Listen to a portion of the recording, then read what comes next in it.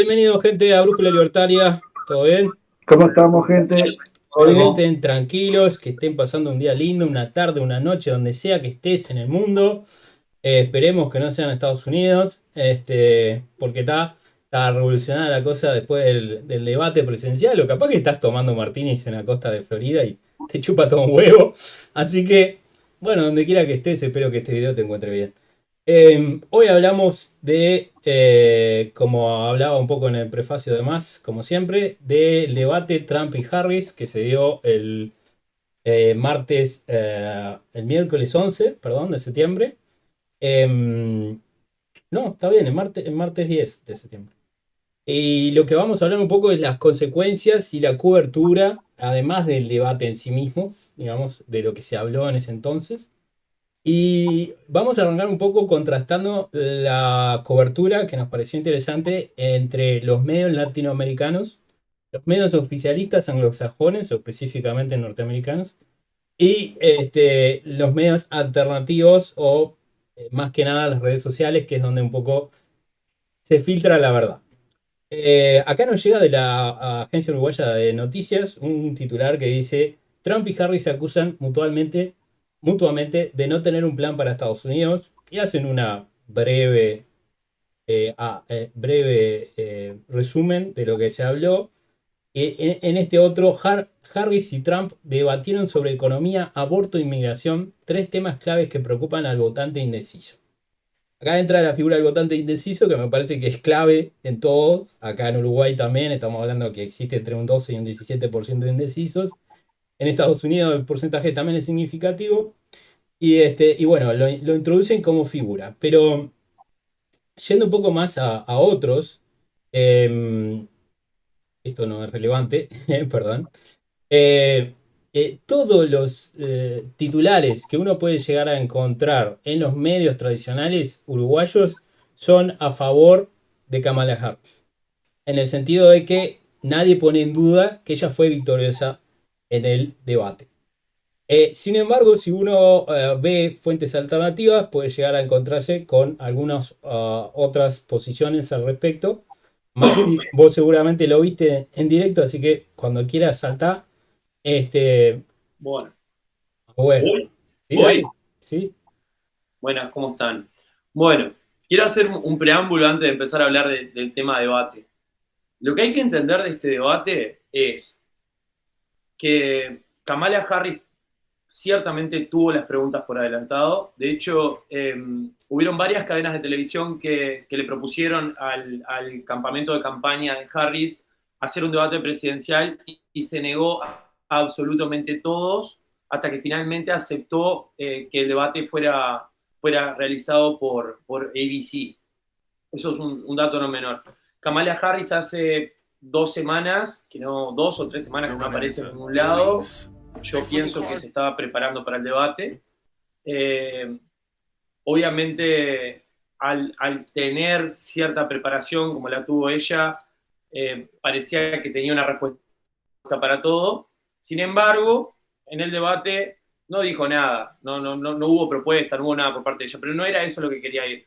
Trump, por contraparte, no solo no tuvo las preguntas por adelantado, sino que tengo entendido, y esto lo vi en Steven Crowder, de que no se quiso preparar, no se quiso coachear.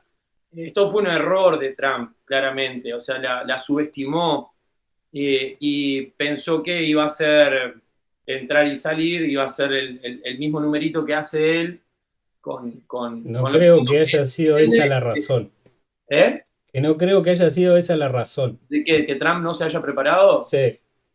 O Bueno, sea, en mi opinión, Trump no se preparó porque él sabe que las respuestas preparadas le caen antipáticas a la gente porque le parecen falsas. Entonces el tipo prefiere tener una respuesta natural en el momento equivocada que tener una respuesta preparada buena de antemano. bueno, pero Es un arma de mira, doble fuego eh, o una eh, espada de doble filo. sí, no sé, a ver, tampoco hay cómo saberlo esto. No, obvio. El hecho es que durante la hora y media que duró el debate, hubieron 4 correcciones realizadas por los moderadores a contestaciones que hizo Trump. 4, pero correcciones, le llaman fact-check los americanos, ¿no? Y hubieron 6 intervenciones, aparte de las 4 correcciones, en las cuales el moderador comenzó a hablar encima mientras Trump estaba contestando. Entonces, yo creo que por lo menos tenía que haberse preparado para el hecho de que era un debate de 3 contra 1. Y me da la impresión de que no llegó ni a eso. Lo bueno es que los temas que se debatieron, con excepción de 1 o 2 temas, son temas que son fuertes en Trump. Economía, inmigración. El tema más débil que tenía Trump, que todos lo sabíamos antes de cara al debate, era aborto. Yo no creo que esté mal la postura de Trump de dejarlo a decisión de los estados por voto popular, por ley, pero bueno, en definitiva, la respuesta tan preparada que tuvo Harris como que gustó un poco más. De hecho, PBD Podcast, que es Patrick Beck Davis, yo vi el live a través de él, uno de los analistas políticos de él dijo que la respuesta de Harris fue muy superior al tema aborto, y yo creo que tiene razón. Ahí Harris hizo una de sus tantas mentiras del sobre la noche, ¿no? O sea, la idea de que Trump quiere a nivel federal prohibir el aborto. Claro, sí, esa fue una mentira. El moderador no le hizo el fact-check a Harris cuando dijo esa mentira, y sin embargo, cuando Trump estaba contestando y mencionó que en un estado, no me acuerdo en qué estado, habían habido, creo que, Trump no dijo el número, pero tengo entendido que hubieron 13 bebés que las madres lo querían abortar, que nacieron y que los dejaron morir. Es decir, eso es un fact-check que le dijeron, no han habido niños que mueren después de nacer a raíz del... Y sí los han habido.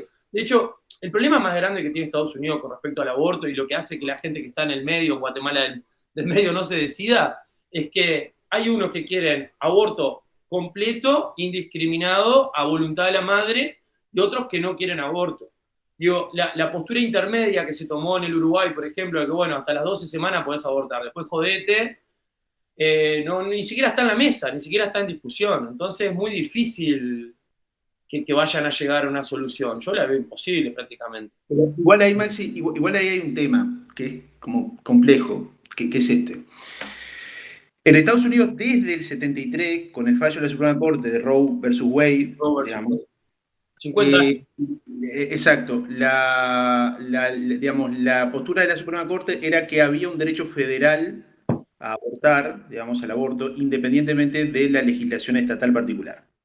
Eso se mantuvo hasta el 2022, que la Suprema Corte estadounidense, con mayoría conservadora, revocó el fallo, Roe versus Wade, y en definitiva lo que dijo fue: cada estado lo legislará en función de lo que le entienda. O sea, el fallo del 73, la Corte entendía que la Constitución norteamericana, digamos, respaldaba el aborto, digamos. Digamos que en definitiva lo respaldaba como derecho, ¿no? Independientemente de la legislación estatal. Entonces, en definitiva, lo que Trump está entendiendo es que está correcta, digamos, la decisión de la Corte, pero esto es un tema que necesariamente va a depender de las mayorías parlamentarias, de las mayorías de la Corte. Si hoy o mañana, porque como sabemos, la Corte norteamericana, digamos, los candidatos los pone el presidente, digamos, la terna, y después los elige el Senado, pero son cargos vitalicios, digamos. O sea, hay ministros de la Corte norteamericana que están hace 30 años, que lo puso Clinton, por ejemplo, algún que otro. Algunos lo puso Trump. Entonces, dependerá de cómo en el futuro, si esto, cómo cambia la composición. Lo que quieren los demócratas es transformar esto en una cuestión legal, o sea, que haya una legislación, digamos, federal sobre el aborto. Y ese es el punto de resistencia que hay en Estados Unidos. Pero los demócratas lo podrían haber hecho en cualquier momento mientras dominaban el Senado y el Congreso. Por ejemplo, ahora lo podrían haber hecho, porque podrían haber pasado una ley, lo podrían haber hecho bajo Obama, pero en ningún momento se dedicaron a codificar a Roe versus Wade en el Código Federal. Entonces lo dejaron a decisión de la Corte Suprema como estaba, y ahora se quejan de que no está, de que volvió a ser federal. ¿Sí? Bueno, ese es el tema, pero lo que pasa es que también hay una cuestión que no es menor, esto capaz es una cuestión muy técnica, pero el control de constitucionalidad en Estados Unidos es difuso, o sea, en última instancia está en manos de la Corte, pero cualquier juez federal puede declarar la inconstitucionalidad de una ley. Eso hace que sea también un tema muy complicado porque en Estados Unidos obviamente que no hay consenso sobre esto y nunca va a poder ser una política, una ley federal, porque siempre te la va a voltear un juego, o si en este caso menos, porque la mayoría de la Corte es conservadora. Puede ser que en una mayoría demócrata, con una mayoría demócrata la terminen transformando en ley. Lo que pasa es que el tema del aborto es un tema relativamente nuevo en la agenda demócrata. A Obama no le importaba esto, porque tengo entendido, capaz Maxi sabe más de esto, pero el tema de la militancia del aborto como derecho, es una cuestión más propia del ala más de izquierda, más pura del Partido Demócrata. A Obama le interesaba el tema del Obamacare, digamos, el tema un poco más de la redistribución, el tema de las hipotecas más baratas y el tema de la migración. Pero el aborto creo que nunca fue un asunto de campaña para Mira, los demócratas. acá tenemos un mapa de Estados Unidos y por estado te dice hasta cuándo está permitida el aborto. Esto está actualizado al 28 de junio. En Florida, que es un estado del sur, esto es lo grande, no pasa nada. Florida, estado del sur, republicano. O sea, los colores rojo es republicano, azul es para los que nos están viendo. Florida, 6 semanas. ¿tá? Hasta las 6 semanas puedes abortar. Georgia, 6 semanas. Carolina del Sur, 6 semanas. Andate a Michigan, Fer, Michigan, ¿dónde está? Acá. arriba a la Ahí izquierda. va. No Bueno, está desde el prohibida. 2023 en Michigan podés abortar hasta el último día del embarazo, con 9 meses. Te Nueva lo sacan Jersey también. y lo matan. Es un delirio. Vermont, Nueva Jersey, Michigan, Minnesota, Colorado, Oregon, todos azules, ¿no? New Mexico, cuando dicen abortion is not restricted based on gestation duration, es el aborto no está restringido basado en la duración de la gestación. A Es ver, decir, no es que sea un fenómeno normal, porque la madre, a medida que va avanzando el embarazo, va generando un vínculo, y son pocas las madres que con 8 meses de embarazo van y abortan. Pero el hecho de que ocurra y que exista es delirante. O sea, y en Michigan, que le llaman el paraíso del aborto, ha ocurrido en reiteradas oportunidades, tengo entendido. Que eso fue lo que dijo Trump, a lo cual le hicieron fact-check, ¿está? en Nueva Jersey también, es ridículo. Lo del fact-check, ABC se sepultó como cadena periodística. O sea, estamos de acuerdo que todos los periodistas en el mundo tienen el mismo grado de, digamos, de profesionalismo o de pureza que tiene, no sé, un tipo revolviendo el basurero, que probablemente tiene más que un periodista. Pero No, perdón, Fernando, sigue. no, pero lo que hizo ABC el martes de noche fue monumental, porque yo sé que Trump tiende a exagerar todo y habló de un 3 contra 1, pero fue literalmente un 3 contra 1. Maxi acá lo dijo de una manera muy calma, pero a mí me hizo saltar la térmica, porque vos tenés a un tipo, más allá de que estés en desacuerdo con él, que está tratando de hablar de su agenda, y tenés a la otra, que eran dos de ABC. Una fue hermana de sororidad de Kamala Harris. El otro trabajó tiene vínculos con la campaña de Obama. Y los dos los ponen a hacerle la entrevista, justamente a hacerle una entrevista a Trump, porque el tipo no podía hablar. Cada vez que decía algo, le hacían el fact-check, cada vez que la otra decía algo, no le decían nada.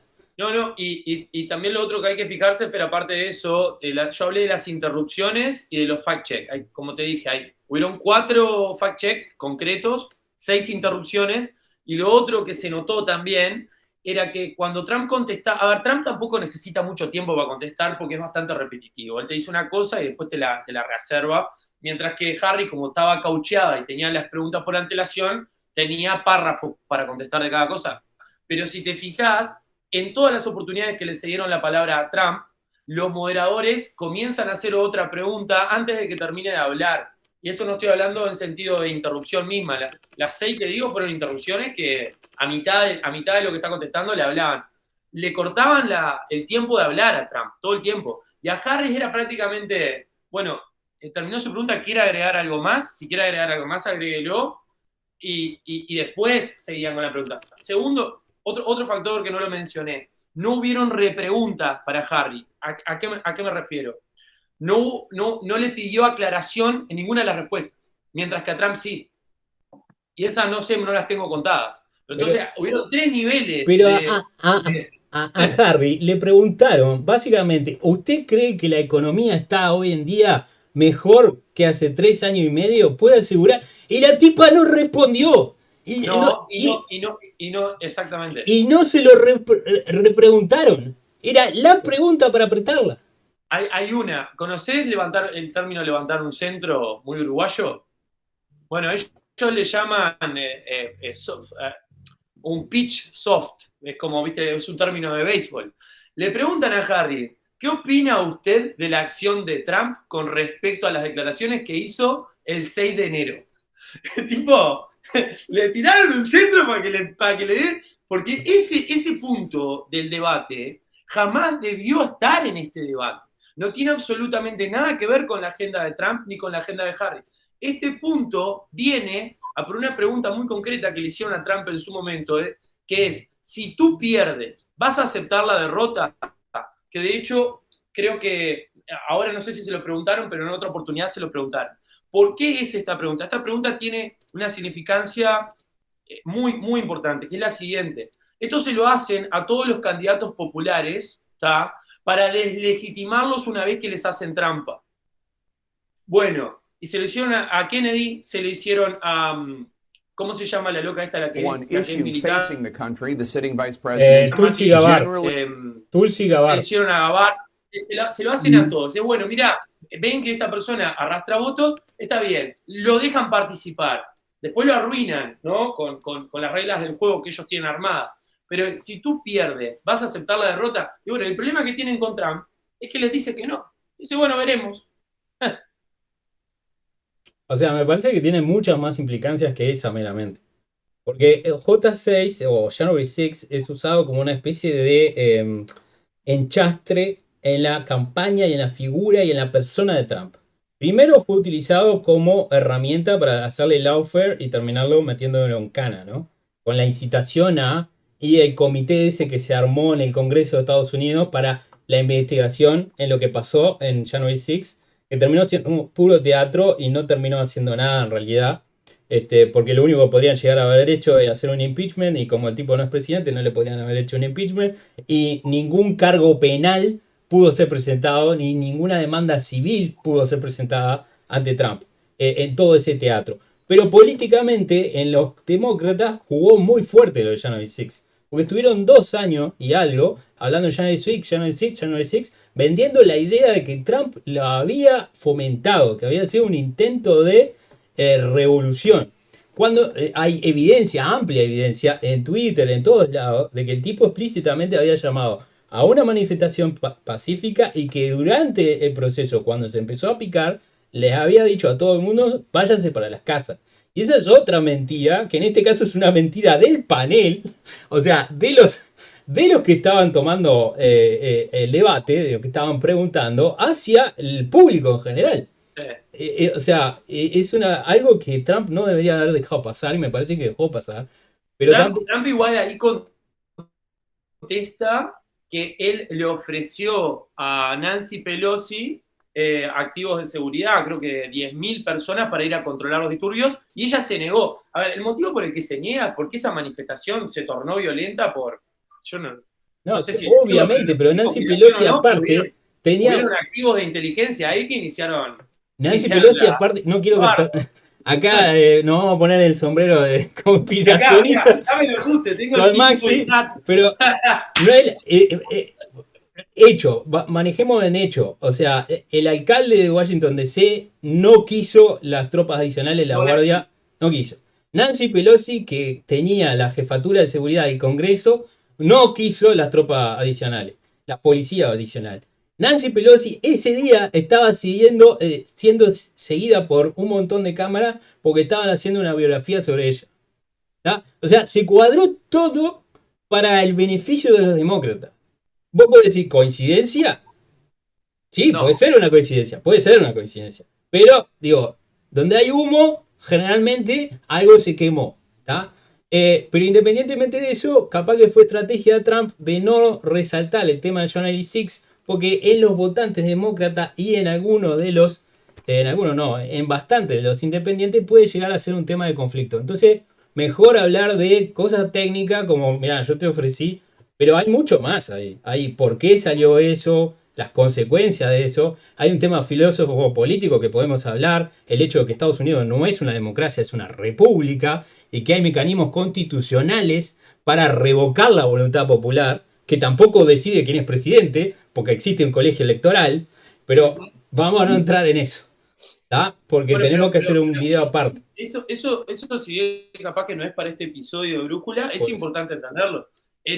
Cuando hablan del Deep State en Estados Unidos, los conspiranoicos, lo que están hablando es ese grupo de personas que tiene más años que la ruda dentro del Estado y que lo que intentan es que salga electo la persona que va a mantener el status quo. Y el status quo son los acuerdos no escritos, los entendimientos, ciertas reglas de juego, esto no se toca, con esto no te metes, a este no lo moves. Y claro, a Trump no le importa nada de esto. Entonces es el enemigo público número uno de los overlords de las instituciones, digamos, ¿no?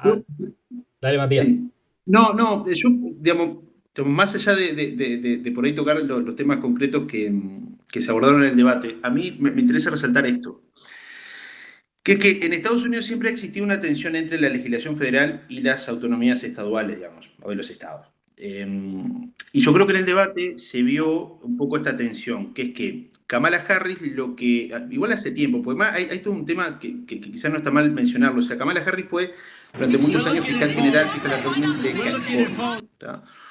Y generó mucha polémica algunas de sus actuaciones, por ejemplo, en mandar más de 1000 tipos en cana por fumar porro, por ejemplo, por más que ahora puede ser sumamente 1800 condenas. Y eso es algo que incluso Tulsi Gabbard, digamos, que en ese momento competía por las internas junto con Biden, le criticaban a Harris. Ahora quiere como un poco limpiar su pasado, bueno, en fin. Pero más allá de eso, hay un tema, una concepción de los demócratas, que es que hay cosas que siempre tuvieron en la autonomía de la legislación estatal que tienen que ser federalizadas. Y yo creo que en el debate se ve esto de alguna manera porque uno por ahí a nivel, digamos, en general habla de que la oposición es entre globalismo y nacionalismo y demás. Puede ser que en el debate se ve esto, pero en Estados Unidos tiene un giro de tuerca que no es globalismo-nacionalismo. El debate está en digamos, federalismo en el sentido de legislación federal, supremacía del Estado nacional por encima de las autonomías estatales. Y esto es un tema que se ve en el caso del aborto, se ve en el caso del control de armas, se ve en el caso del control migratorio de la frontera, porque no tenemos que olvidar, que no sé si fue este año, creo que fue este año, el gobernador de Texas, Abbott, digamos, tuvo un conflicto directo con Biden por el tema del border security, digamos, de los controles de fronteras, que Texas se arrogó competencias del Estado federal, que son la protección de las fronteras nacionales. O sea, Estados Unidos está en una tensión institucional enorme porque vos tenés que candidatos demócratas, como, no nos tenemos que olvidar de Bernie Sanders, de Ocasio-Cortez, figuras que están directamente en la extrema izquierda, más incluso para los estándares estadounidenses, ¿no? Y Kamala Harris está más cerca de ese lado que por ahí de una postura más demócrata tradicional como Clinton, por ejemplo, ¿no? Como Obama, Biden. O Biden.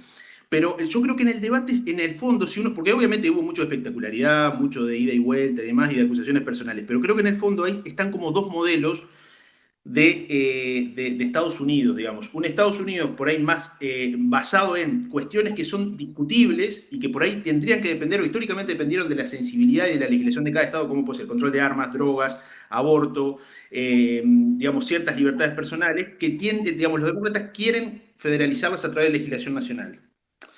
Y eso es desconocer de alguna manera las autonomías estatales, porque en los demócratas, en la élite demócrata, hay obviamente un desprecio al votante medio del Partido Republicano. Hay una subestimación a lo que en los Estados Unidos se llaman los rednecks, digamos, ¿no? Que eso es la misma tensión histórica que derivó a mediados del siglo XIX en una guerra civil. Digamos, el norte es industrializado, es liberal, es racional, es civilizado, y el sur es arcaico, incivilizado, bárbaro y demás. Y eso, que nos puede parecer algo anacrónico, está en el aire, y se ve cada vez más. En las élites universitarias cada vez se están proponiendo políticas más de laboratorio, cada vez más radicales, cada vez más extrañas y ajenas, y quieren constitucionalizarlas, federalizarlas, digamos. Cada vez más colectivistas, o sea, están tomando decisiones centralizadas que aplican unilateralmente la política a lo largo del territorio. O sea, por eso cuando se les llama marxistas, o mi término favorito, que es bolchetrolista, es exactamente eso. O sea, cuando vos tomás medidas y políticas estatales que son unilaterales y totalitarias para el territorio y te chupan huevo el dominio jurídico o legal de los pueblos determinados, de las provincias, de los estados, de las ciudades, bueno, eso es marxismo. Y eso es lo que diferencia al Partido Demócrata de ahora que al Partido Demócrata de hace 20 años. Y esto lo ha dicho Trump, y lo ha dicho Elon Musk, lo ha dicho un montón de figuras. No es que yo dejé al Partido Demócrata, es que el Partido Demócrata me dejó a mí, porque ha tenido un giro, digámoslo de manera coloquial, hacia la izquierda. Entonces uno está parado en el mismo lugar que hace 20 años, que capaz que eras un poco zurdito, pero el partido se te fue a la mierda. Entonces ahora vos estás al lado de Hitler, que es Trump. Pero no es que haya cambiado vos, cambió el partido porque la cultura, esto tiene mucho que ver también con la élite tecnológica. Hay una idea de que en Silicon Valley vive la gente más inteligente y la gente más inteligente debería decidir todo, y como censuran, terminás pensando que la única gente inteligente es la que te dice que no hay que votar a Trump, o la única voz que vale es esa. Hay un montón de cosas, pero sí, es elitismo versus pueblo en realidad. Hay una diferencia en esta campaña. Disculpen que vuelva al tema que yo me pongo la gorra, no me la puedo sacar después, ¿no? Dale. La gorra aluminio, hasta acá la tengo. Hay un tema, una gran diferencia entre esta campaña y la campaña anterior de Trump. Se repite el patrón, pero ya no se mantiene no se mantiene el relato. ¿Y cuál es? ¿Qué decían de Trump en el 2016? Jamás va a ganar, este tipo es imposible que gane, jamás va a llegar, ¿tá? Y no solo porque no querían que gane, sino porque no veían factible, ¿tá?, que un tipo que apareció de la nada fuera a llevarse la presidencia. Eso jamás pasó en Estados Unidos. Y el otro tema es que el tipo gobernó durante 4 años y el mundo no reventó como ellos dijeron que iba a pasar. En estas elecciones yo creo que el demócrata elitista sigue pensando que el mundo va a reventar. ¿En qué sentido? Yo creo que siguen pensando que Trump va a dinamitar ciertas relaciones internacionales, siguen pensando que va a dinamitar acuerdos internacionales de comercio, siguen pensando que, bueno, a ver, el tema de las tarifas es no muy les curioso. interesa nada de lo que acabas de mencionar. ¿A quién no les interesa? A las élites. A las élites. No, a las élites. De hecho, esto es lo que les preocupa. A las élites, lo que más les preocupa es que Trump no va a mantener el proyecto de mundo que ellos tienen. Olvídate de Estados Unidos. Globalista estás hablando. Sí, pero fuera de joda, yo pienso que el motivo por el cual lo intentan matar, el motivo por el cual no quieren que llegue, es por la postura internacional de Trump y no por la postura local. Si tú a Trump le das una postura globalista a nivel mundial y a nivel de Estado lo dejas decir todo lo mismo que dice, no quiero inmigración, quiero bajar los impuestos, listo, es un republicano promedio, Ronald Reagan. ¿Por qué a Ronald Reagan no le hicieron la guerra comercial? No, pero no es un republicano promedio, por favor. No lo insultes así a Trump. No, pero lo que te estoy diciendo, la diferencia de Trump con otros candidatos republicanos que pretendían bajar impuestos es que no es globalista. Pero no es solo esa la diferencia. No, para mí esa es la diferencia. No, pero está en contra de la CIA, está en contra del FBI. Esa es la principal razón por la que no quiere solo la OTAN, no quiere respaldar a Ucrania en la guerra. El gran problema de Trump es que no se puede controlar. Bueno, no es porque él no se pueda controlar a sí mismo. Es porque fuerzas externas no lo pueden controlar. El viejo Biden está hace 3 años y medio en presidencia. De esos 3 años y medio, que no sé cuántos días son, ha estado 546 de vacaciones. Y el país sigue funcionando. Pero a ver, ¿quién ¿Qué quiere decir eso? Pero pará, ¿qué quiere decir eso? ¿Que el país se gobierna solo? No, sino que alguien malo está gobernando. Esta mina. Harris. Yo creo que digamos, podemos entrar en debates interminables sobre. Sí, nos estamos yendo aparte. Norteamericana. No, pero yo voy a esto y vuelvo sobre este punto que quizás que me parece que es lo más relevante del debate. Que es que, a ver, el primer debate televisado en la historia fue aquel famoso debate entre Nixon y Kennedy, ¿no? en el 60, en 1960, que fue un debate trascendental porque realmente tuvo un impacto en las decisiones políticas y Kennedy terminó ganando las elecciones. Nixon en ese momento era vicepresidente de Eisenhower. Y obviamente la manera en la que Kennedy se presentó y actuó mucho más tranquilo, moderado, Nixon estaba mucho más nervioso, se metió algunos traspiés que según algunos analistas le costó la presidencia. Punto. Entonces, de ahí en adelante los debates en Estados Unidos siempre han tenido relevancia. Yo lo que quiero acá poner en cuestión es la relevancia de este tipo de debates ahora, luego de la primacía, digamos, o el predominio de las redes sociales y de Internet. Yo le restaría relevancia a lo que es el impacto electoral de este debate, porque el que votaba a Trump no creo que deje de votarlo después de este debate, el que votaba a Harris no creo que deje de votarlo después de este debate. Porque, como sabemos, siempre cada uno va a ver, por un sesgo de confirmación, que su candidato actuó mejor, el otro peor, en fin.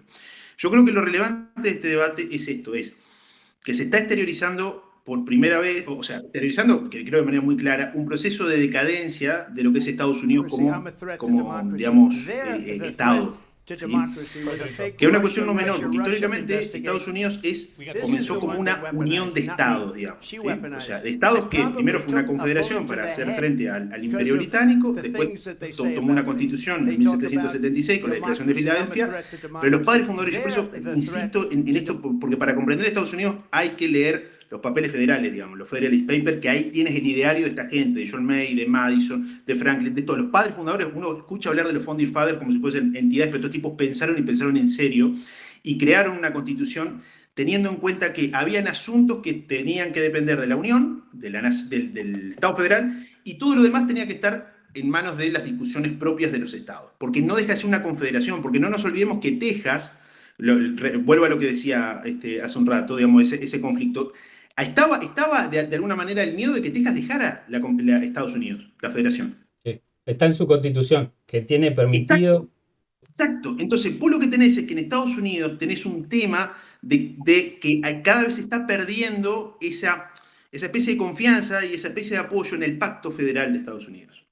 Y esto se ve con esto que les comentaba, de que los demócratas cada vez están queriendo digamos, federalizar cuestiones que son debatibles y que tendrían que estar en manos de los estados y que históricamente siempre lo estuvieron. Entonces, Kamala Harris, al decir que tiene un plan económico, demuestra esto, una voluntad de homogeneizar determinadas disposiciones económicas o planificar de manera centralizada. Y esto ya lo vimos con el delirio de Ocasio-Cortez, con el Green New Deal, ¿se acuerdan? Del nuevo Pacto Verde, que pretendía de alguna manera reformar de cero integralmente toda la economía estadounidense de acuerdo a patrones ecológicos, supuestamente.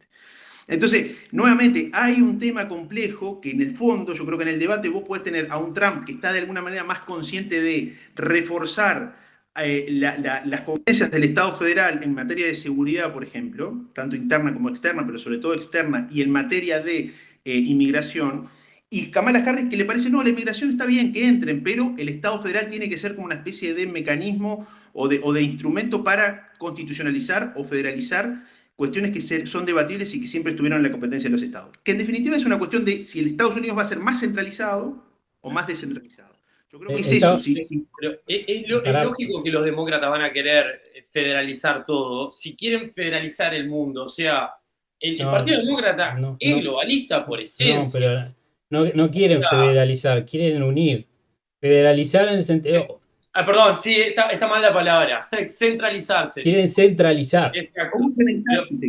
Pero es lógico porque, digo, tú no podés pretender unamos el mundo si no tenés unida tu casa. O sea, tiene sentido. No. Es como toda ideología colectivista. Nace de una buena intención. Ay, qué bueno si todos fuéramos buenos. Yo soy bueno y tengo las armas. Me voy a garantizar de que ustedes también sean buenos. Entonces, Estado Policía Mundial, que Estados Unidos sea eso, es nuestro rol natural, lo tenemos que hacer. Entonces vamos a someter a todos los demás países. Esa es la idea del globalismo, la Agenda 2030. Lo vamos a hacer y les va a gustar. Es como cuando te dicen no vas a ser dueño de nada y vas a ser feliz. Es eso, en realidad. Sí, pero yo creo que hay un tema acá un poco más complejo, Fernando, que es que... Yo quiero volver a la inmigración, porque lo mencionaste 3 veces y fue no hemos hablado de inmigración, es fue un tema muy jodido dentro del debate. Sí. No, pero yo es este apunte que quiero hacer, que es que, digamos, obviamente que Estados Unidos se transformó en la potencia hegemónica del mundo después de la Segunda Guerra Mundial, claro está. eso no hay duda, digamos, desplazó o vino a suceder al Imperio Británico, ya lo hizo lo empezó a hacer en la Primera Guerra Mundial, después en la Segunda, demostró su todo lo que ya sabemos. Estados Unidos hasta al fin de la Guerra Fría tenía una especie de, toda la clase política tenía una conciencia del valor histórico internacional de Estados Unidos, ¿sí?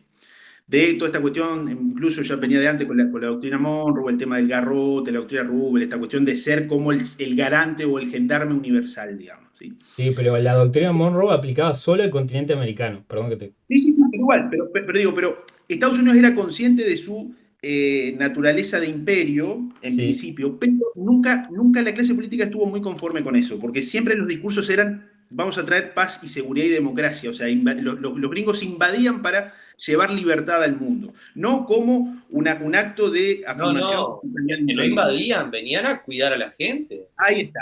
Pero dentro de todo había un consenso de que Estados Unidos era algo valioso en sí mismo y que respetar las instituciones era algo bueno. El problema es que en los últimos 20 años me parece que la clase política, pero sobre todo demócrata, empieza a odiar cada vez más de una manera más furibunda a Estados Unidos como noción, digamos. Y a generar como una especie de culpa por todos los pecados que Estados Unidos cometió y por lo tanto hay que recibir a todos los inmigrantes que vienen y a todo el mundo. No, Mati, la clase política no piensa eso. Pero eso es lo que están aplicando para destruir pero las bases de Estados Unidos y poder manipularlo. No, el tema de la culpa blanca es un problema que tanto la población europea como la población anglosajona de América del Norte tienen en común. Es el hecho de que se pueden justificar a ellos mismos cosas que son increíbles. Por ejemplo, ahora vamos a meternos en el tema de la inmigración, pero saco un ejemplo rápido. En Springfield, Ohio, ahora vamos a hablar más en profundidad, un inmigrante mató a un niño, ¿está? El inmigrante haitiano de 20 y pico de años. El padre atestiguó, ¿tá? Las palabras de él fueron: ojalá mi hijo le hubiera matado a un hombre blanco de más de 60 años. Literalmente, no es mentira, ¿tá? Les paso el video si quieren. ¿Tá? Porque tienen una culpa, ¿entendés? Porque lo están viendo como, ay, los racistas, los republicanos van a usar la muerte de mi hijo para promover sus ideas racistas y que gane Trump. Pará, pero Matías tiene razón en lo que dice. Es un problema, yo a esta altura creo que psicológico. Es una psicosis masiva. Es la idea del sacrificio cultural, el suicidio cultural. Pasa en Europa al abrirle la puerta a toda África y que entre cualquier Mohamed y te haga volar algo o te ponga una mosquita en cada esquina y terminen todas las mujeres o tapadas o violadas. Y pasa en Estados Unidos cuando entran 20.000 inmigrantes a una ciudad de 40.000 personas y se terminan comiendo los gatos y los gansos. ¿Tá? Es una de las cosas que se habló en el debate. El hecho es que pasa. La pregunta es, ¿qué es lo que piensa la élite demócrata? Esa es la pregunta. ¿Saben que están destruyendo y que no va a llegar nada bueno y lo están haciendo adrede? No. ¿O son imbéciles buenistas? No, ninguna de esas. Ellos creen que están haciendo el bien por el mundo y que cualquier contra... No, es como cualquier colectivista, es como Stalin, como Hitler. Los locos pensaban que estaban salvando al mundo. Y no, hasta el último minuto que Hitler se pegó un tiro, el tipo estaba convencido de que estaba en la espada de la tierra para hacerle bien al mundo. Lo mismo Stalin, lo mismo Mao, lo mismo todos. Entonces, tipo, es así, no es que son tarados, son tipos que se creen que son Dios y actúan en la tierra como dioses. Esa es la explicación más sencilla. Pero Fernando, pero hay un tema que es que la élite intelectual de los Estados Unidos comenzó a ver, obviamente que Estados Unidos por su potencia económica, por su potencia militar, estaba destinada, no existen los destinos manifestos. Eso se llama, sí, pero la doctrina Destino Manifesto es una doctrina política y filosófica que arranca en el siglo XIX en Estados Unidos y pega muy fuerte, todos los niveles. Pega a nivel intelectual y también a nivel de la gente corriente. Ahí está, y uno se ve como exacerbado en el discurso político, tanto demócrata como republicano de la Guerra Fría, que después, obviamente, con la doctrina de McCarthy, digamos, se vio de una manera mucho más extrema, pero que Estados Unidos era el único que podía garantizar la libertad del mundo, digamos, y la democracia en el mundo, en fin. Pero esas no son funciones propias de un imperio. Estados Unidos nunca fue un imperio consciente de sí mismo. ¿sí? Siempre fue inconsistente. El problema que tenemos es que ahora en Estados Unidos no solo que digamos, no tomó conciencia de su rol de imperio, sino que además reniega de su propia historia y de su propio poderío y tiene culpa de eso. Entonces, los demócratas están con esta cuestión de que Estados Unidos tiene que ser como una especie de reserva para todo aquel que quiera venir y que bueno, y hay gente pobre y siempre vamos a tener que darle a todos un poco, digamos. Y los republicanos por ahí tienen otra visión, digamos. Entonces, es esta idea de que, esta lógica de que la inmigración es una cuestión que, bueno, que después se verá y que los inmigrantes tienen que entrar a Estados Unidos de manera absolutamente libre, sin limitación alguna, porque cualquier limitación es discriminación. Eso hace que una de las funciones fundamentales del gobierno federal, que es la seguridad externa y la política migratoria, colapse. Y yo a lo que voy es a esto, yo creo que el proceso que está en el fondo en Estados Unidos es que hay una disolución del pacto federal enorme.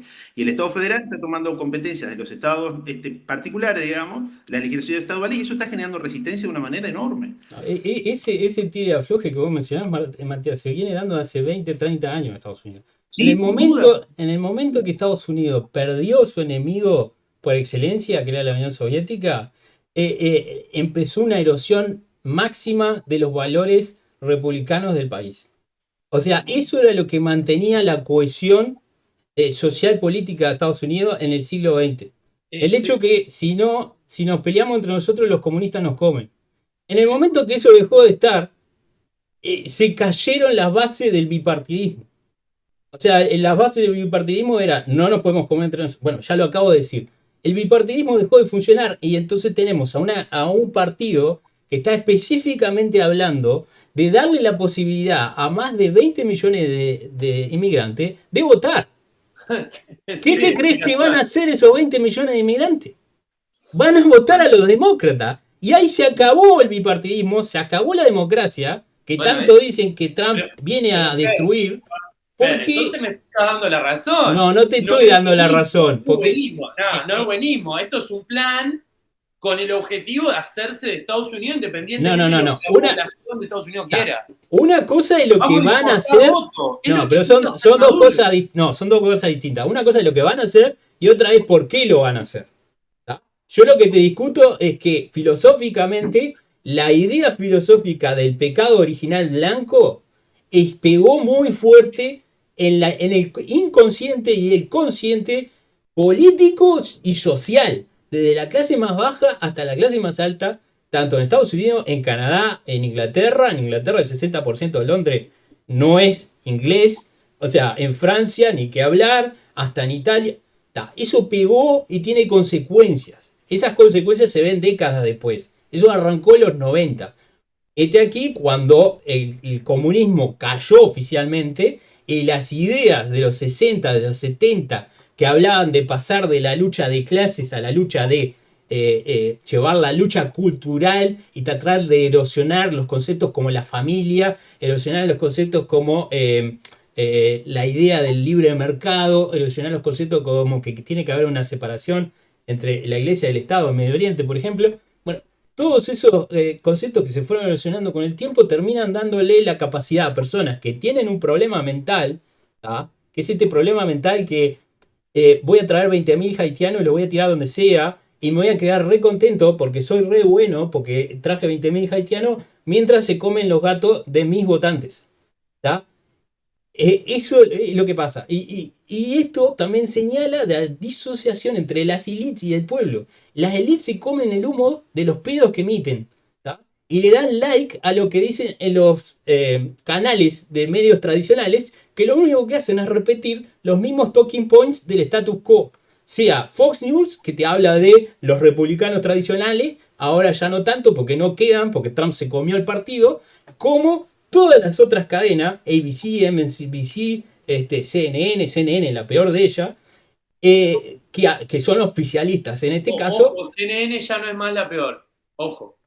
¿Cuál es la peor? CNN ha sacado un par de notas en contra de Harris, cosa que ABC no ha hecho. Y MSNBC tampoco. Bueno, yo acá justo tengo una nota de CNN que te da la razón en esto. Pero en su momento, del 2016 al 2020, fueron los peores por lejos. Sí, sin duda. Y contentos, ¿no? Porque le daba pila de rating. Pero volviendo al tema de la inmigración. ¿Qué? Vamos a meter la migración. Creo que la CNN ustedes me corregirán si estoy equivocado, pero yo supe que aquellas fotos de los niños en jaulas, que tanto emitió la CNN y todo eso, era del tiempo de Obama y se la achacaron a Donald Trump. Le cambiaban el label abajo. En la época de Obama eran tipo Kid Containment, no sé qué, o sea, contención de jóvenes, no sé cuánto. Y en la época de Trump le llamaban la jaula de los niños. Sí, sí, Era sí. la misma cosa, pero llamada de manera distinta para, esto es clásico de teoría Gramsci, marxista, de cambiar los nombres, la referencia a las cosas, que acá en Uruguay pasa con, por ejemplo, las personas, ¿cómo es? Prohibidas de libertad, ¿cómo es? Que le llaman a Privadas de los presos libertad. privadas de libertad, exacto, que es meramente un rebranding de los presos para hacerlos pasar por víctimas cuando son victimarios.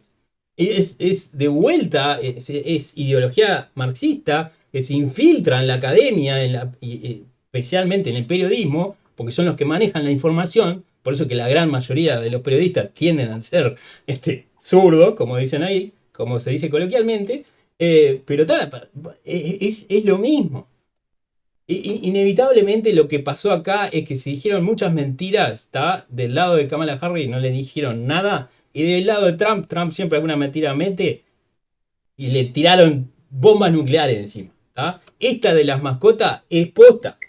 No es, esta de las mascotas es Es posta. verdad. Tenemos Lo de las mascotas es verdad. esto de la ciudad de Springfield en la comisión hablando, un loco que aparte digo es de tez negra, Igual, no debería importar, pero está hablando de cómo se comen a los gansos del parque. Fer, un poco de contexto igual. Springfield es un pueblo en Estados Unidos con una población de 53.000 habitantes, a los cuales le sumaron entre 15.000 y 20.000 inmigrantes haitianos. Estamos hablando de que le incrementaron en un 30% de la población. No es que entraron 500 inmigrantes. Es una locura. Se están matando mascotas, están matando fauna de los parques y de las plazas. Es una locura lo que está ocurriendo ahí. Además, eso no es el único factor. También hay riesgo para la vida humana. ¿Por qué? Porque estas personas están trabajando, se están comprando vehículos, no tienen ni idea de cuáles son las reglas para poder transitar en la calle. Tengo entendido que vuelcan vehículos en cualquier lado, se han metido adentro de casas de punta con los autos. Bueno, incontable la cantidad de ¿Sabés cosas por qué es eso, no? Porque el gobierno le dio una tarjeta de crédito sin límite. Sí. Entonces, claro, van, salen y compran lo que quieran. ¿Y quién lo paga? Juan Pueblo. Sí. Y después tenés que discutir con Frente Amplistas de que Estados Unidos es liberal. Estados Unidos está a esto de convertirse en un shithole. A esto está. Pero a ver, miren, hay un tema que, a ver, yo creo que es claro que el Partido Demócrata está cada vez más corrido hacia la izquierda, esto no es algo nuevo, es algo que ya hace 10 años por ahí más o menos que se viene viendo, incluso con Obama, me parece, los dos gobiernos de Obama creo que fueron un punto de inflexión en ese sentido. Y después la aparición de personajes como Bernie Sanders, que se autodefinía sin problema alguno como socialista, digamos, o Ocasio Cortés, que también iba por la misma línea. Eso hizo que la élite del Partido Demócrata esté cada vez más abierta o más corrida hacia la izquierda. Más, bueno. Y Kamala Harris es como un poco la expresión más clara de este proceso, ¿no? O sea, que había que poner una persona más de izquierda que Biden, o más colectivista, digamos, o socialdemócrata que Biden para poder ganar las elecciones. Independientemente del estado físico de Biden, digamos, ¿no? Pero Biden siempre fue un tipo demócrata, incluso hasta tuvo posiciones, incluso hasta un poco duras con la inmigración y con la criminalidad y demás. Después se fue ablandando el veterano, pero no era suficiente para el paladar de los demócratas. Esto obviamente que es la consecuencia de todo un cambio cultural enorme dentro del Partido Demócrata. Y yo voy a esto, que es que mal o bien, siempre las élites políticas de los demócratas y los republicanos, vuelvo a lo mismo, confiaban en el pacto federal y que en Estados Unidos era algo digno de ser protegido y algo valioso en sí mismo, digamos, la institucionalidad. Y los demócratas por ahí sí tenían un énfasis más en los social rights, digamos, en la equality, digamos, en la igualdad, en los derechos sociales y la igualdad, más que los republicanos, pero tampoco se alejaban tanto. El tema es que me parece, digamos, hay un libro de Thomas Sowell que es fantástico, yo siempre cito a este autor porque es genial, el tipo lo escribió a finales de los 80 que se llama The Conflict of Vision, digamos, el conflicto de visiones. Y él lo que decía era que había dos visiones, digamos, una de la visión constreñida y la visión no constreñida, digamos. La visión constreñida te decía que el ser humano no podía ser modificado y que el Estado no podía mejorar a la gente, digamos. Y la visión no constreñida decía que el ser humano es bueno por naturaleza y que se puede mejorar a la gente, digamos. Uno podía decir que Estados Unidos, toda la constitución y la ideología de los padres fundadores era una visión constreñida, digamos, ¿sí? O sea, entendía que el Estado no estaba para mejorar a la gente, sino para darle un marco de derechos fundamentales y dejar que la libertad de cada uno haga su fruto, digamos. Ese pacto más o menos estuvo, digamos, dominante en la clase política norteamericana hasta hace unos años, que ahora parece ser que el gobierno puede hacer mejor a la gente, digamos. Que el gobierno tiene que proteger a la gente de los discursos de odio, que eso es un tema también que no es menor y que está en las campañas que está en la campaña de Estados Unidos, el tema de la pretensión de los demócratas para censurar, digamos, los medios de comunicación y sobre todo Internet, para evitar los discursos de odio, digamos, ¿no? Entonces, que el Estado tiene que hacer mejor a la gente, el Estado los tiene que reformar. Kamala Harris hace poquito dijo que si ella fuese presidente, Twitter tendría que ceñirse a las mismas reglas que se ceñía Facebook. ¿Qué reglas? Pregunta todo el mundo. Porque nadie estaba al tanto de que habían reglas para hablar. Digo, está la primera enmienda de la Constitución de Estados Unidos que da el derecho a la libertad de expresión. Y restringido, ¿no? Exacto. Pero justamente yo creo que hay procesos mucho más profundos en esto, que concluyo con esto. Dos, una, el desapego del pacto federal, digamos, con las competencias del gobierno federal y los gobiernos estaduales, y después el tema de digamos, cada vez más adhesión por parte de la clase política de que el Estado está para mejorar a la gente, que eso es una idea muy extraña en Estados Unidos, históricamente, porque Estados Unidos se formó con un liberalismo no jacobino, digamos. La Revolución Norteamericana no era jacobina, venía de otro liberalismo, venía del liberalismo más propio de Locke, digamos. Es una idea socialista. La Revolución Francesa bebía más de la doctrina rusoniana, digamos. Y Estados Unidos siempre se mantuvo como con una línea de liberalismo político que desconfiaba de esas voluntades reformistas y perfeccionistas, digamos, y entendía que el ser humano era inmodificable, no se podía hacer buena la gente a través de las leyes, digamos, y el garrote. Como si entendía Rousseau y como si entendía Robespierre, que es la línea además del liberalismo francés que caló acá en Latinoamérica. Claro está. Y yo creo que esos procesos son sumamente profundos y se vieron en estos debates. Más allá de lo estridente, creo que hay dos modelos y estamos viendo a un imperio que está en pleno colapso, digamos, ¿no? Como Estados Unidos. Bueno, ahora hay mucho más latinoamericano en América que en cualquier otro punto de su historia. Puede ser que le llevamos el virus a los yanquis. Y lo que pasa es que está esta lógica, o sea, ese modelo cultural del American Way of Life, digamos, ¿sí? O esta idea del self-made man, digamos. Claro, pero estás hablando de temas que ya son históricos en Estados Unidos. No, pero sí, fueron históricos, pero están en crisis, Fernando. Cada vez más No, en crisis. están muertos, están enterrados. Bueno, están en crisis hace 30 años. En el momento en que empezaron este modelo de utilizar a la Organización Mundial de Comercio para llevarse toda la industria manufacturera de Estados Unidos empezó a tener un declive en la capacidad de adquisición de bienes y servicios que hizo que mucha de su población se empobreciera y su educación, que fue la envidia del mundo entre los 70 y 80, pasó a ser un desastre. Entonces tenés una población empobrecida y estupedecida que aparte cada vez, porque 21 millones de personas entraron en los últimos 2 años, inmigrantes. Pero ¿cuántos inmigrantes han entrado en los últimos 20 años a Estados Unidos? Inmigrantes ilegales me refiero. No, Fernando, pero a ver, Estados Unidos históricamente se formó con la inmigración. Pero esa inmigración siempre estuvo controlada. La inmigración estuvo prohibida en Estados Unidos desde 1916 hasta 1953. ¿tá? Y solo se permitía la inmigración de trabajo de México a Estados Unidos bajo estricto control. Que lo que hacían eran, venían, trabajaban 6 meses, y 6 meses sí, la temporada, y se iban. Esto de que Estados Unidos siempre fue la meca de la inmigración se dio en el siglo XIX, sí, hasta principios del siglo XX, pero después ya no. Después ya hubieron controles en la inmigración. Siguen habiendo ciertas leyes arcaicas, como el hecho de que si vos te tomás un avión, estás embarazada, te tomás un avión, aterrizás en California y das a luz ahí, tu hijo tiene nacionalidad estadounidense. Eso es una ley que viene del siglo XVIII. ¿tá? Pero independientemente de esas leyes arcaicas, se ha reformado el sistema de inmigración de Estados Unidos, se reformó hace 50, 60, 70 años. Es una mierda porque a base de ¿cómo es? Es un bolillero. Pero Es cierto que la migración, sobre todo a partir de la década de los 60, se empezó a endurecer en Estados Unidos. Yo eso no lo dudo. Va a endurecer, al contrario, perdón, se empezó a flexibilizar.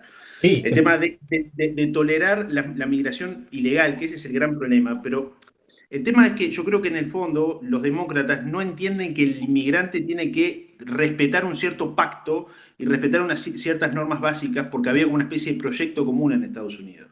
Parece ser que el inmigrante hay que tolerarlo porque hay que darle como una especie de servicio de asistencia social, no. Porque ¿sabés ¿no? por qué es? Es porque tener una cultura es racista.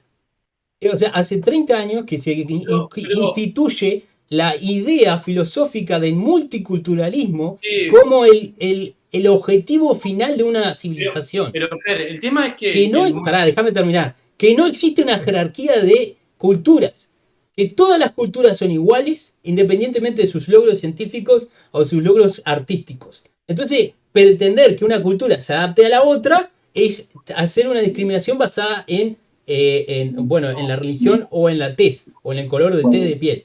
Esa, Yo no sí, estoy, ya sé que es una idea estúpida, pero es la idea que prima no, eh, yo no estoy de acuerdo, pero ¿por qué? Pero, a ver, pero ¿por qué te digo que no? Porque, a ver, Estados Unidos, por su propia composición, digamos, histórica y cultural, nunca tuvo una cultura fuerte o genuina, porque Estados Unidos se formó con irlandeses, con italianos, con sí. franceses, ¿Y qué hicieron incluso, todas esas personas?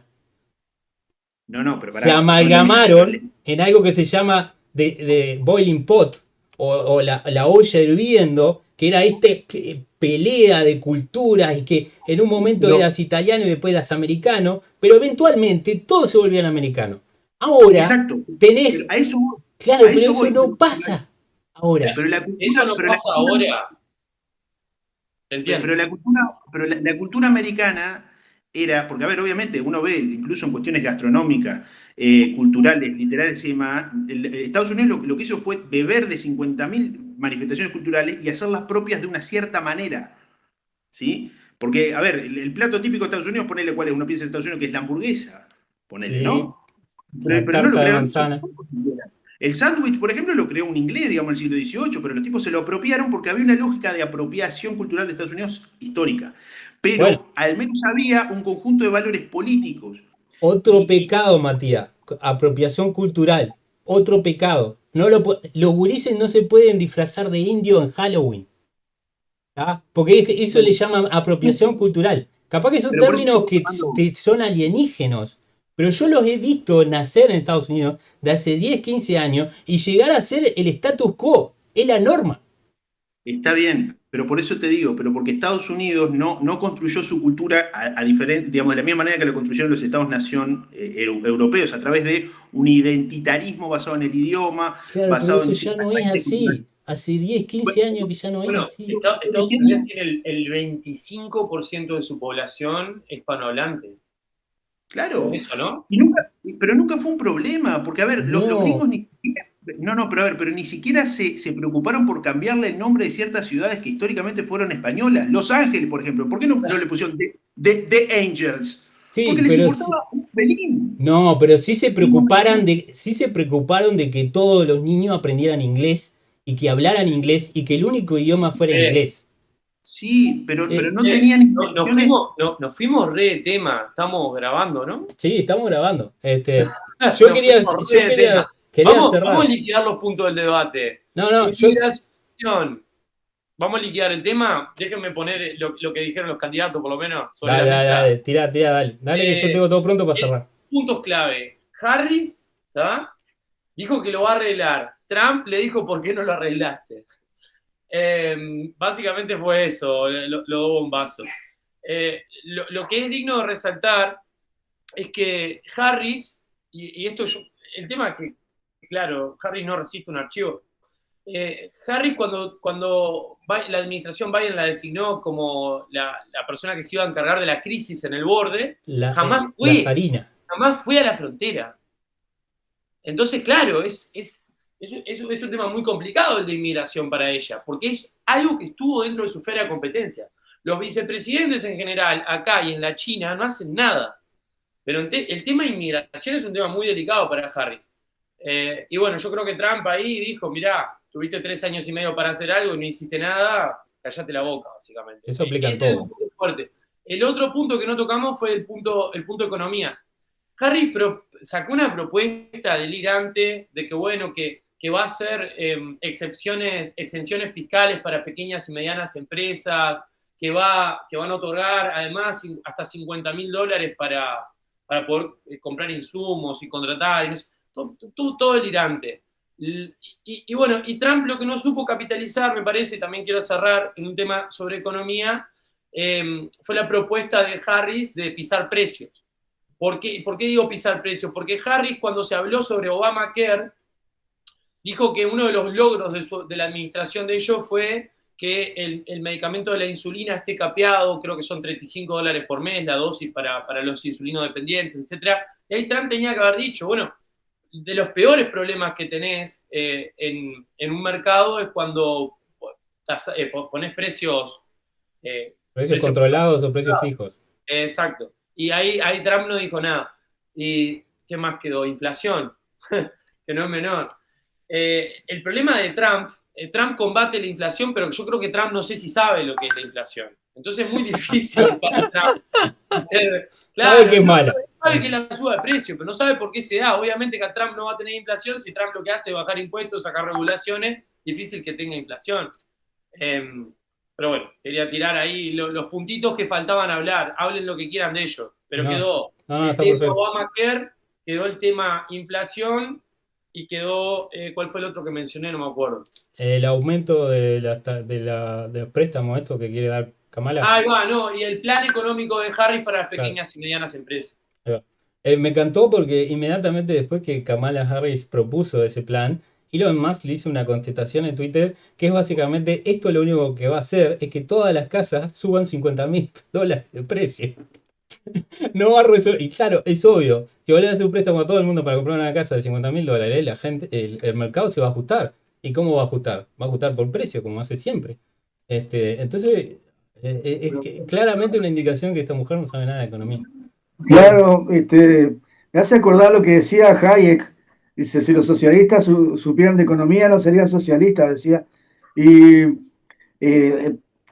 esto que se ha ido más a la izquierda, los socialdemócratas cada vez más, se ha vuelto más populistas y colectivistas, como no se veía esto antes no se veía.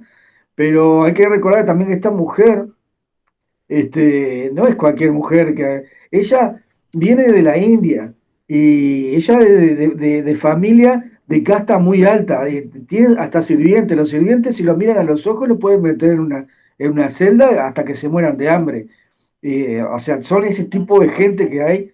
Incluso ella llegó acá, a Estados Unidos, a Estados Unidos, y trepó en la política a base de, ya sabemos qué, ¿no?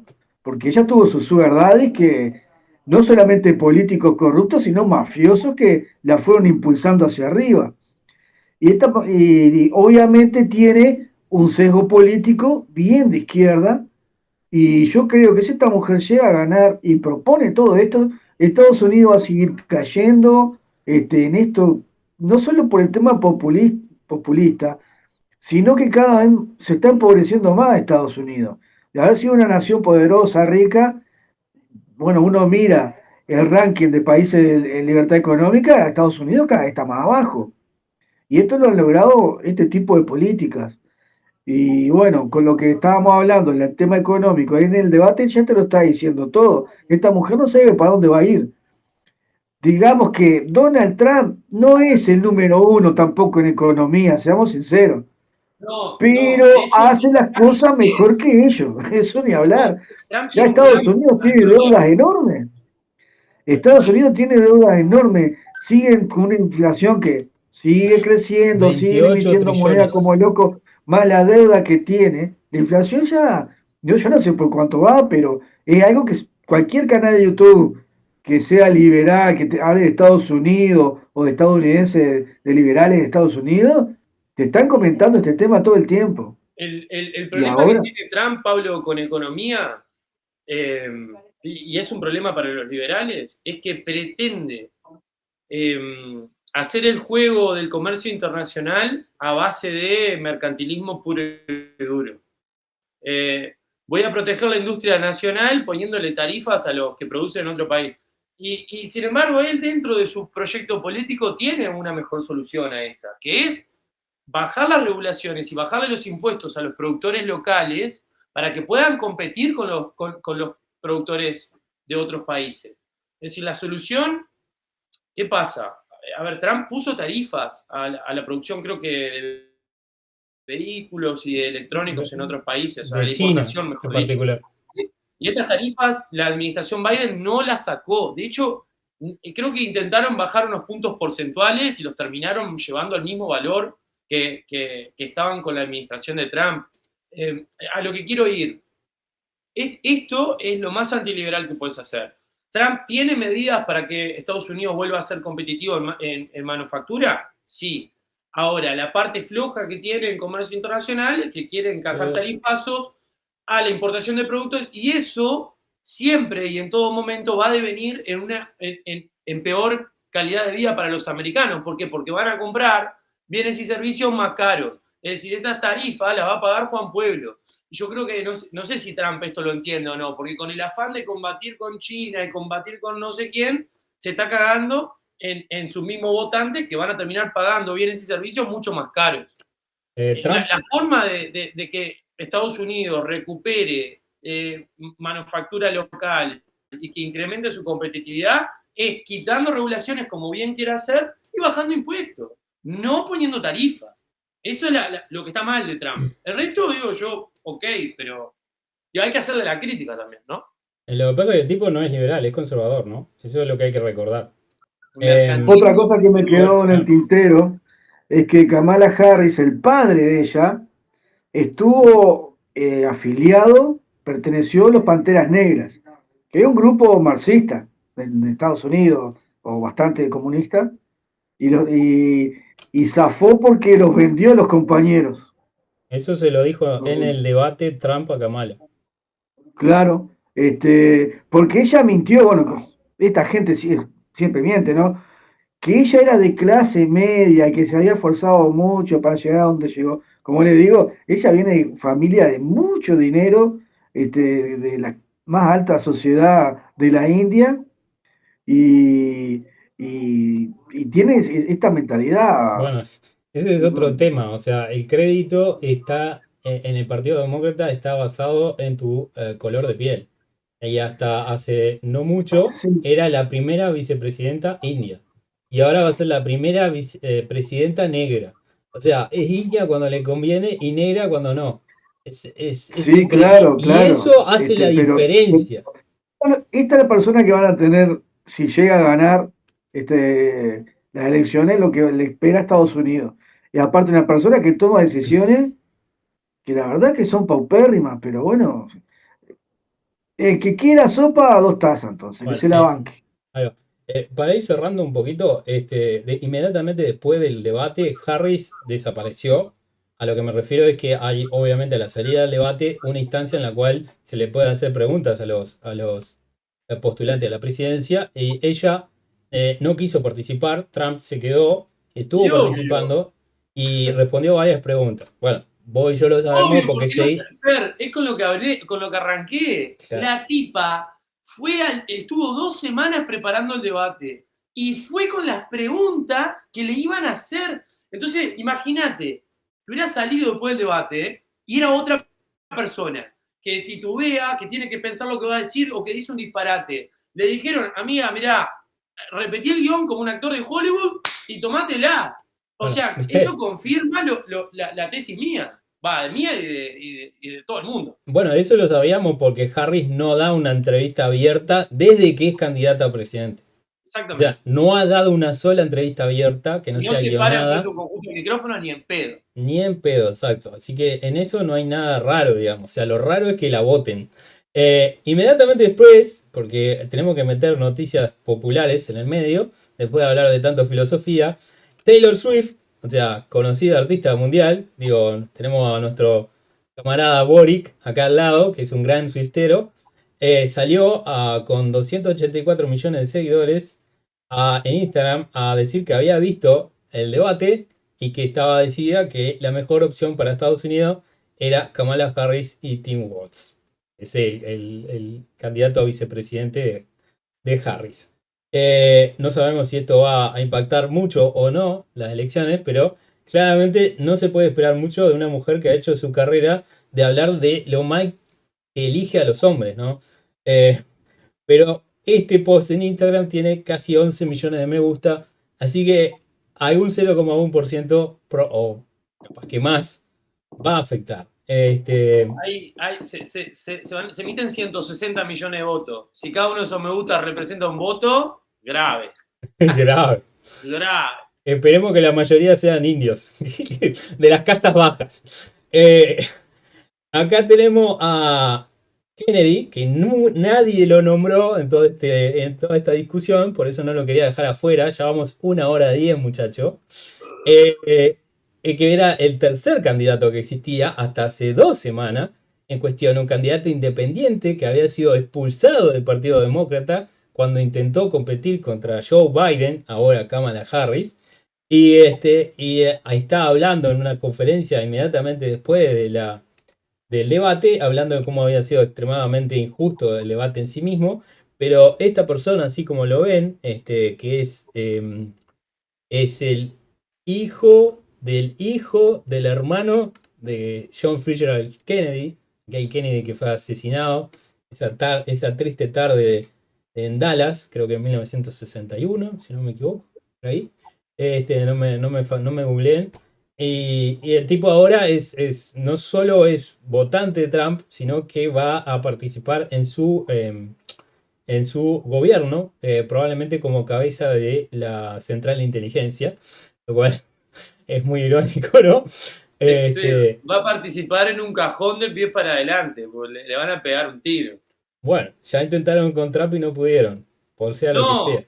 No es que no pudieron. Trump tuvo suerte. Bueno, sí. Yo no quise decir que yo no sé, lo protegió Dios, digamos, porque no hay otra explicación para lo que ocurrió, ¿eh? Bueno, acá justamente hay un pequeño corto del debate donde dice, a mí me pegaron un tiro en la cabeza, o me quisieron pegar un tiro en la cabeza por todo lo que están diciendo ustedes acá esta noche. Sí. Sigamos con la siguiente pregunta. Estamos cortos de tiempo. Exacto. Eso creo que fue lo que le contestaron. Lo corrieron. Y lo bueno es que en el mismo debate, Trump, y perdón si estoy hablando mucho, Ulises, pero tenía un montón de cosas y hablamos de muy poca. En el mismo debate, Trump dice que Joe Biden odia a Kamala Harris, que no la puede aguantar.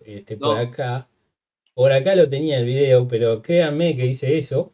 Y Trump dice que le dieron un golpe de Estado a Biden, que Biden no se enteró de lo que está pasando. También lo dice ahí, y eso como que claro. No pasa nada. Y aquí que el día siguiente Biden aparece en una foto que no es inteligencia artificial. No, está en Narnia, pobre loco. En la cual se pone un gorro de Trump. Para ser justos, debajo de ese gorro de Trump hay un gorro de Biden, o de Harris en este caso, en básicamente una estación de bomberos de Pensilvania, en la cual lo recibieron, la verdad, de manera muy asequible, de muy buena manera, a pesar de que eran todos de Trump, porque después se sacan una foto entre todos y tenían remeras de Trump. Y el tipo. Ahí llegó la niñera, ¿verdad? Y el tipo se nota que tiene mucha calle como político, porque le está conversando al viejo, y le dice, sos un viejo, no soy tan viejo, yo no sé qué. Tienen una charla bastante amena, y en un momento le dice, ¿te animás a ponerte el gorro este? Acá le dice. Y el tipo se lo termina poniendo. ¿Por qué? ¿Puedo decir coincidencia? El día después del debate, a un tipo que le robaron la presidencia, en mi opinión, diciéndole que se fuera para las casas porque iban a perder con él. Yo para mí es... No, pero pará.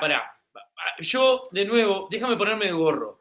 Esto fue así. Trump, cuando le erran el tiro y el tipo ensangrentado levanta el puño y dice fight, ese día todo el establishment americano dijimos, puta madre, perdimos. Y al otro día dan el golpe de Estado, hacen desaparecer a Biden, se enferma 5 días. Para ser justo fueron 2 semanas, pero sí. ¿Cómo? Fueron 2 semanas, pero sí. Bueno, no, sí, al otro día arrancó el plan para ver qué mierda Claro. hacemos, dijeron, Esto ¿no? fue literalmente el otro día, pero Sí, sí, sí, claro. en 2 semanas lo bajaron. Eh, Cuando hacía 2 semanas que había dicho que no se iba a bajar. por supuesto, estaba el tuit todavía arriba. Es más, la ¿No? noche anterior había hecho un tuit que era, síganme, que vamos a ganar y no me bajo. Ni que hablar. Bueno, Ulises, 1 hora y cuarto. ¿Alguien más quiere aportar algo? ¿O hasta acá llegamos? Yo, un apunte muy rápido respecto a lo que decía Pablo de las tarifas de Trump, ¿no? Esto es un tema obviamente complejo para debatirlo muchísimo.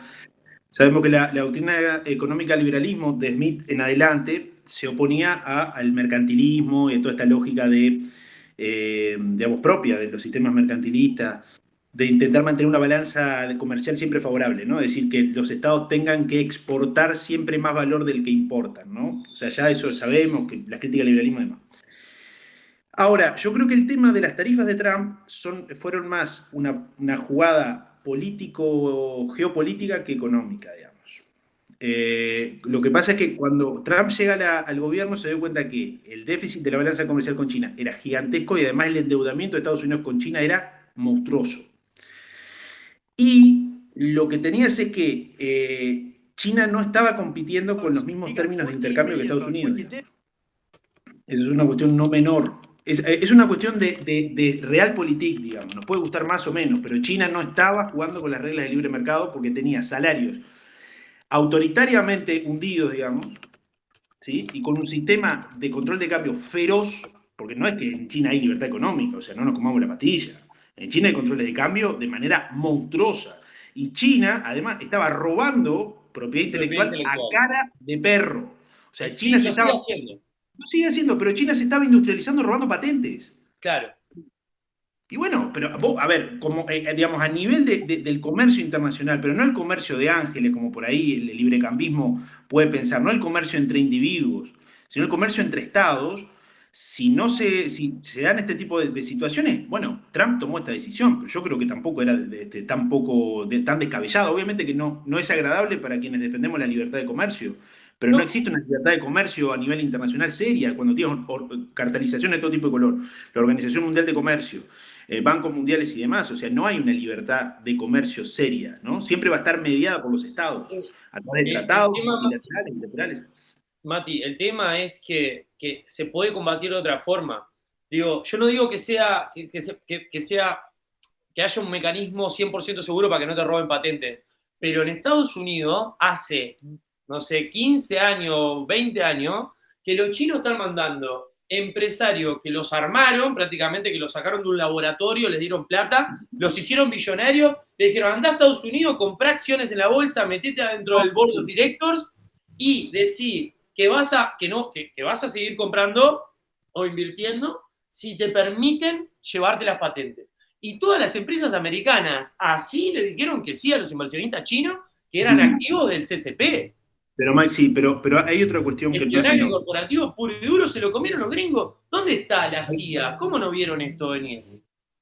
Pero está bien, pero a ver, hay una cuestión, no quiero aburrir con esto, pero voy a intentar ser lo más sintético posible. Vos tenés una cuestión que es que Estados Unidos, por lo menos, digamos, prácticamente durante todo el siglo XX, pero seguro la primera mitad del siglo XX y finales del siglo XIX, protegía sus términos de intercambio a través de invasiones militares o golpes de Estado y dictadores afines, digamos. O sea, Estados Unidos tenía toda su periferia, básicamente América Latina, como un suministrador de mano de obra y sobre todo, perdón, de materias primas baratas, y veía que a alguno se le complicaba, invadía y ponía otro, digamos. Así funcionaba. Y hacía política exterior comercial con sociedades comerciales y con empresas. Así funcionó Estados Unidos, de la misma manera que funcionaba Inglaterra, quizás que de una manera incluso hasta menos militarista.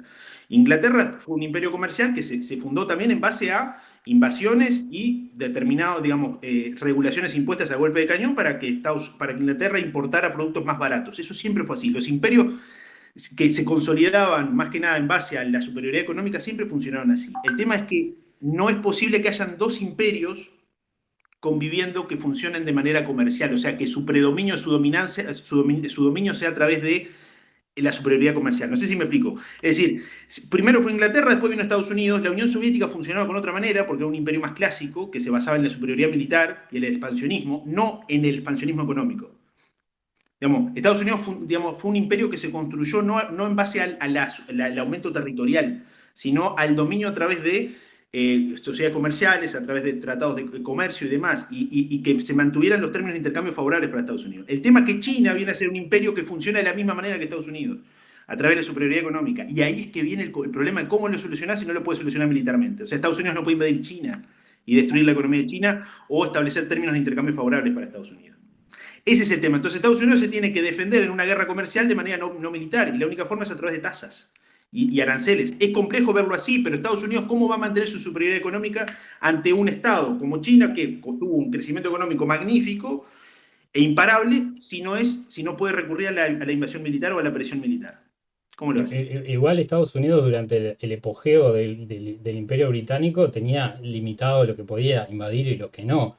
Y en lo que es la esfera de América, Estados Unidos invadió a Cuba, porque era una posición española, luego del ataque, sabotaje a uno de sus buques en el puerto de La Habana. Invadió Puerto Rico, porque también era una posición española, bajo la aplicación de la doctrina Monroe. Invadió México en el siglo XIX, que fue una de las cosas que garantizó su expansión hacia el oeste y el sur y consolidó la pertenencia de Texas a la Unión, e invadió Granada en los 90 porque básicamente había un loquito que le declaró la guerra. No hubieron intervenciones militares que yo recuerde, por ejemplo, desde Granada al sur. O sea, Estados Unidos nunca intervino militarmente directamente un estado de América del Sur. Se No. puede decir que intervino con aparatos de inteligencia a través del famoso Plan Cóndor, que cualquier frente amplista acá puede hablar 2 horas al respecto. Pero nunca tuvo una intervención militar de Granada para el sur.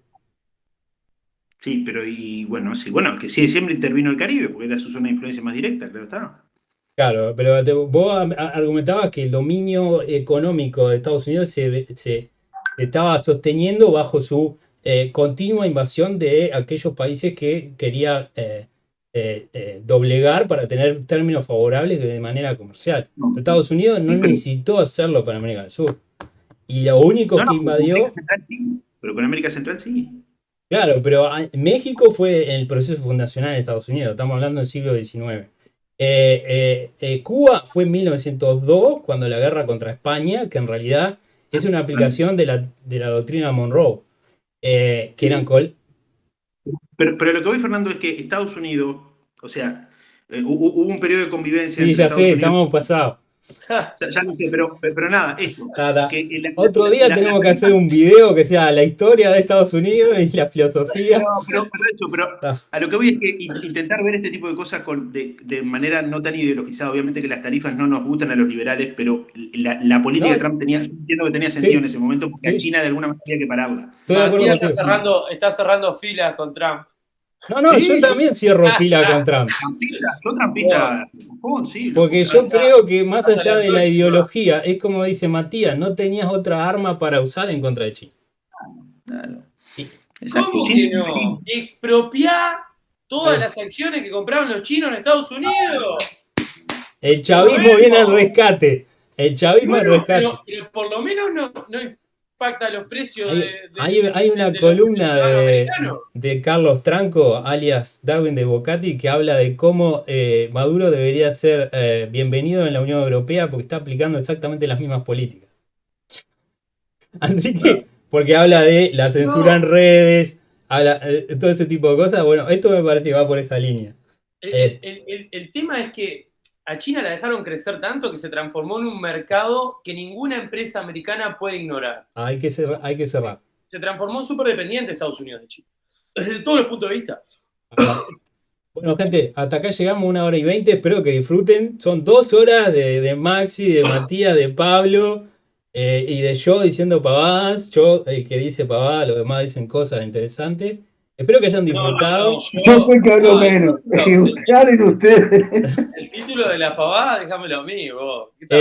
No, tú sos conspiracionista. Sí, clarísimo. Lo último, una recomendación. Matías no puede parar, es imposible. No, hace yo en la cabeza.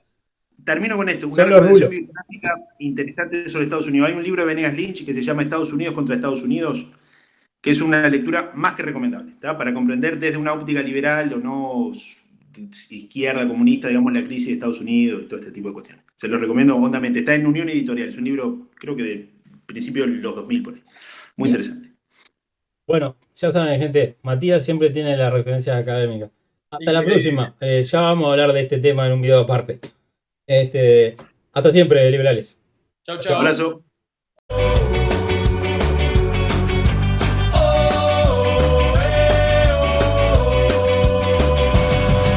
Brújula libertaria, vaya fama que has ganado. Te hallamos en YouTuber, un canal recomendado. La murga trae satiras a jugar y a desbordar. Con vídeos e ideas, un compás para opinar.